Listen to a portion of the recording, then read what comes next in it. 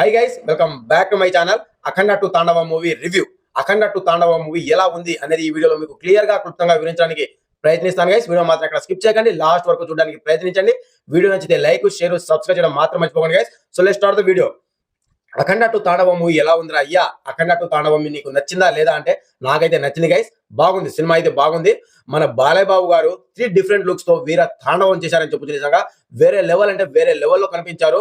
అసలు ఒక లుక్ కి ఇంకో లుక్ కి సంబంధం లేకుండా అసలు వేరే చాలా అంటే చాలా డిఫరెంట్ గా చాలా డిఫరెంట్ షేడ్స్ అయితే కనబరిచారని చెప్పొచ్చు. సినిమాలో చాలా అంటే చాలా బాగా కనిపించారు కూడా.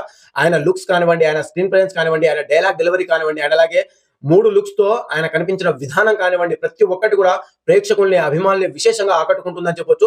ఖచ్చితంగా వేరే లెవెల్లో కనిపించారని చెప్పొచ్చు. నిజంగా ఈ ఏజ్ లో కూడా ఈ రేంజ్ లో తన యాక్షన్ సీన్స్, ఆయన డైలాగ్ డెలివరీ, ఆయన స్క్రీన్ ప్రెజెన్స్ అంటే అసలు మెంటల్ మాస్ అయ్యా అని చెప్పొచ్చు. ఆ లెవెల్లో ఉన్నారని చెప్పొచ్చు.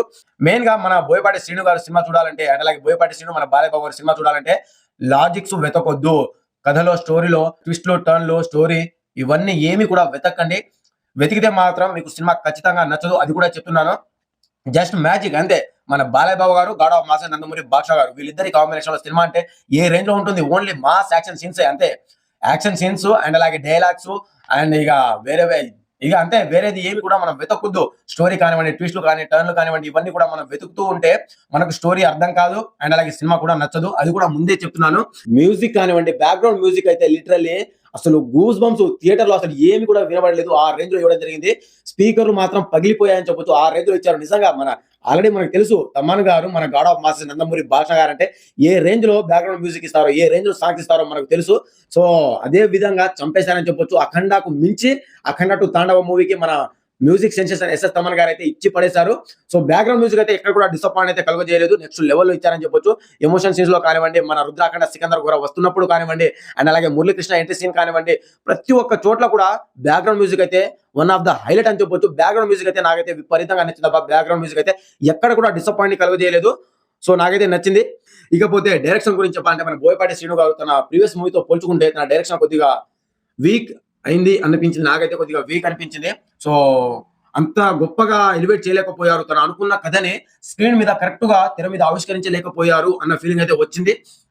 అండ్ దెన్ ఆ తర్వాత టెక్నికల్ వాల్యూస్ కూడా అంత గొప్పగా ఏమీ లేవు గైస్.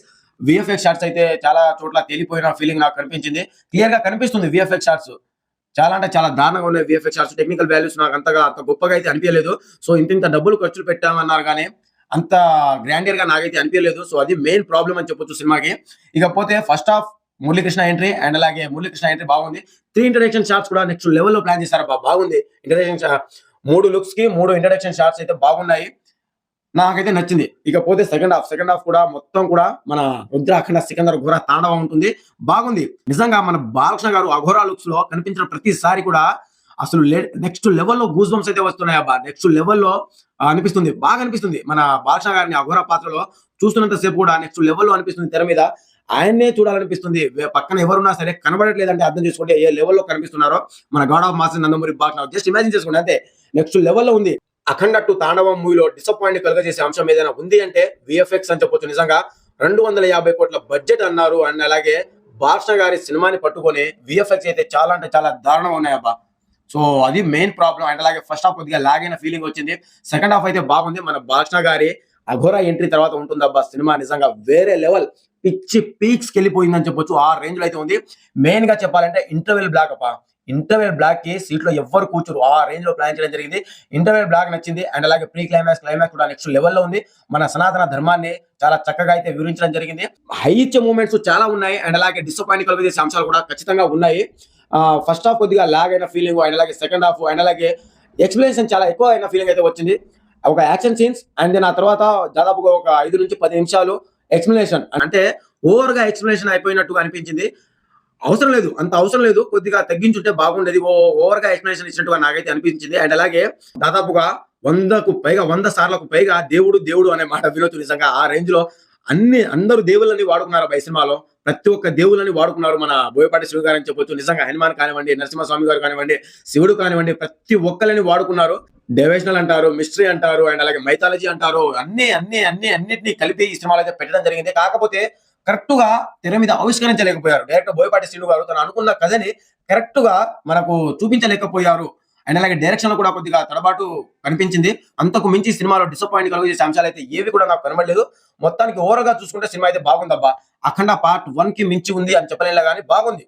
చూడొచ్చు, ఖచ్చితంగా చూడొచ్చు. మెయిన్ గా మన god of mass Nandamuri Balakrishna గారి అభిమానులకు మాత్రం అండగా అని చెప్పొచ్చు.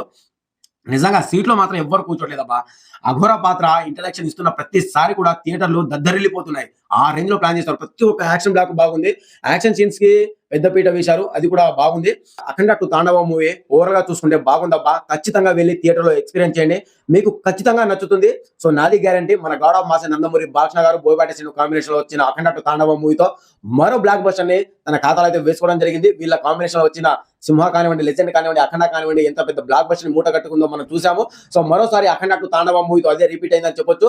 ఓవర్ గా చూసుకుంటే అఖండ 2 తాండవ మూవీ అయితే గుడ్, నాకైతే నచ్చింది గైస్. సో అఖండ 2 తాండవ మూవీ మీకు ఎలా అనిపించింది, అలాగే అఖండ 2 తాండవ మూవీ మీరు చూసారా లేదా అనేది కూడా కామెంట్ చేయండి గైస్. సో ఇది ఓవర్ గా మరొక ఇంట్రెస్టింగ్ అప్డేట్ మీ ముందుకు వస్తాను. By by, thank you.